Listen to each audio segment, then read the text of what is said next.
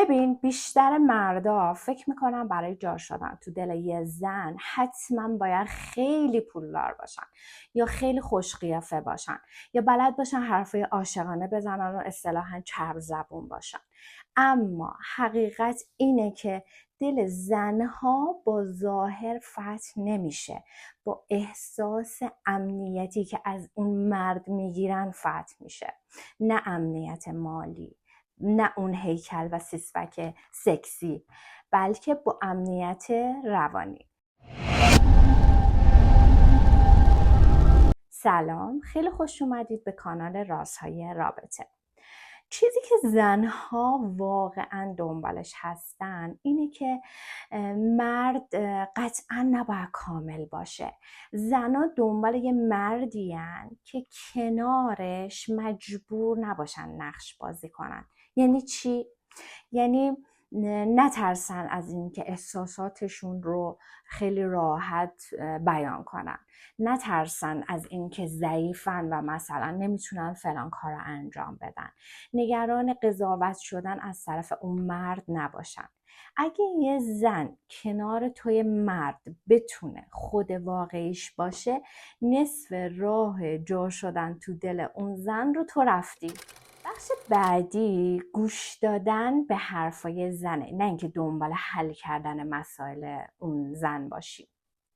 یکی از بزرگترین اشتباهات مردا اینه که وقتی یه زن شروع میکنه باهاشون درد و دل بکنه، سریع میخوان بهش راهکار بدن، سریع میخوان براش اون مسئله پیش اومده رو درست کنن.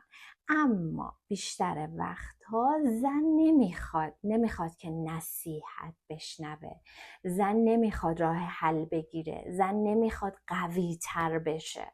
فقط و فقط دلش میخواد یکی بهش بگه آره حق داری اینطوری این احساس رو داشته باشی، حق داری الان حالت بد باشه، حق داری الان. در واقع میدونی باید به زن فضا بدی. اون فضاه باعث میشه که زن با تو احساس راحتی و احساس امنیت بکنه. این حس راحتی و امنیت باعث میشه که زن راحت بتونه به تو پناه بیاد. شاید باورت نشه، همین یه جمله حق داری اینطوری حس میکنی، همین یه جمله انقدر به دل یه زن میشینه و دل زن رو نرم میکنه که اصلا حتی فکرش هم نمیکنی. بخش سوم ثبات جذابتر از هیجانه. یعنی چی؟ یعنی که خیلیا اول رابطه خیلی خوبن، میان یه سری پیامای قشنگ عاشقونه میدن، میان به طرف انقدر توجه میکنن، با هر دیت با هر قراری برشون گل میخرن، یه هیجان بالا و اصلا ماورایی دارن. ولی بعدش چی؟ سرد میشن، ناپدید میشن، دو دل میشن، سرد میشن. برای دل زن ثبات از هیجان جذابتره. این که امروزت شبیه دیروز باشه، یا نمیدونم حرفت با رفتارت یکی باشه، یا تکلیف توی رابطه معلوم باشه. به قول معروف هی شل کن صفر کن نکنی با طرف، هی یه روز باشی یه روز نباشی، یه روز اعصاب داشته باشی یه روز اعصاب نداشته باشی. اینا چیزاییه که زن باهاش حال نمیکنه. زن یکی رو میخواد که خب الان حالش گرفته، یا مثلا یه مشکلی براش پیش اومده، یه دقیقه زنگ بزنه، طرف نازشو بکشه، یه ذره باش با گرمی و خوش برخوردی صحبت بکنه، دلشو آروم کنه و خدافظ. همین برای زن کافیه، همین توجه، همین شنیده شدن.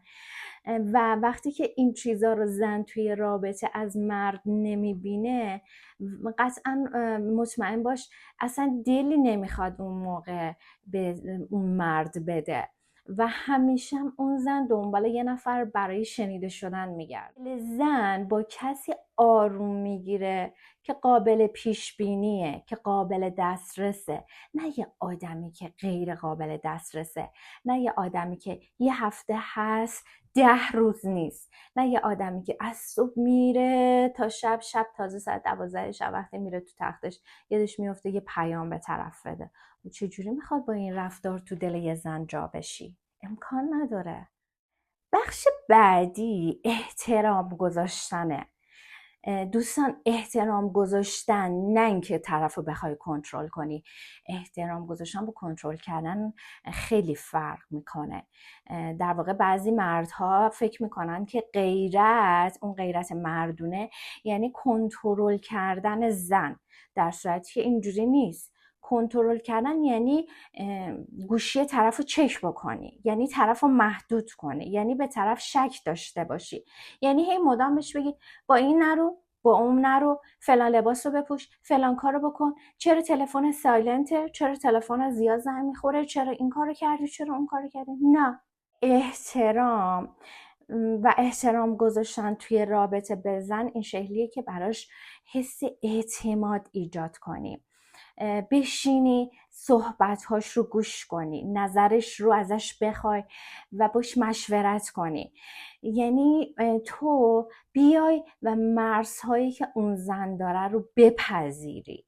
زنی که حس کنه دیده میشه، نه کنترل بشه، کم کم دلش گیر اون مرد میشه، کم کم میاد و به اون مرد اعتماد میکنه، کم کم میاد و دلش وا میکنه به سمت اون مرد. بعدی امنیت احساسیه. حالا این امنیت احساسی یعنی چی؟ وقتی اون خانم یا حالا دوست دختر و پارتنرت ناراحته، حالا از هر موضوعی، مسخرش نکنی و حالت تحقیرگونه نداشته باشه رفتارت باهاش. وقتی یه کار رو اشتباه میکنه هی تو سرش نکوبی. وقتی گریه میکنه تنهاش نذاری و احساس بیپناهی به اون زن ندی.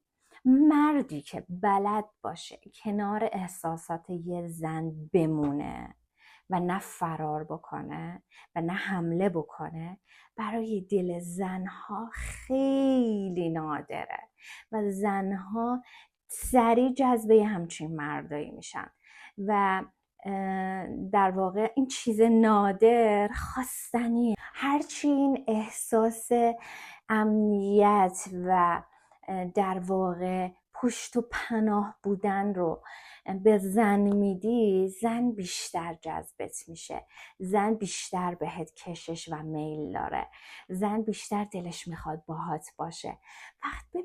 وقتی یه زن میاد باهات درد دل میکنه، اصلا نیاز نیست ریاکت آنچنانی و عکس العمل آنچنانی از خودت نشون بدی.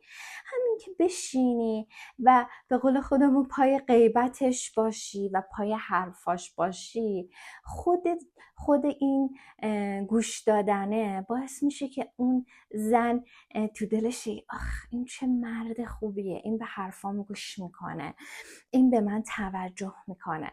زنا تشنه توجه و محبت از سمت مردن. شما نمیتونی منکر این موضوع بشی. ببین هر جایی یه گوشه حالا من نمیخوام موضوع خیانت رو باز کنم، یه خیانتی میبینی که زن انجام داده، از سمت اون مرد شنیده نشده، از سمت اون مرد بهشون توجه رو نکرده. زن مثل یه گل میمونه، یه گلی که نیاز به توجه داره، نیاز به شنیده شدن داره.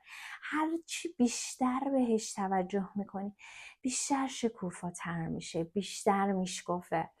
و وقتی که یه زن اون توجه رو از سمت مرد میگیره، قوقا میکنه، چه تو رابطه، چه تو زندگی زناشویی، چه توی ارتباط گرفتن با همسرش، با پارتنرش، با بچه هاش، تو خونه، اون زندگی های شادی که شما حالا دور و بریاتون میبینین، از دوستاتون میبینین، بیاین ببینین که واقعا اون زن چی شده که به این مرحله شکوفایی رسیده. شما خودتون ذوق عاشقانه یه زن رو ممکنه بارها شنیدی. زن وقتی بهش توجه میشه اون روزش دیگه ساخته شده، اون روزش تا شب دیگه انگار فول انرژیه، انگار شارژه، فقط واسه اینکه اون عشقی که تو بهش دادی و اون توجهی که توی مرد بهش کردی الان میخواد یه جوری بده به دوروریات، بده به پارتنرش، بده به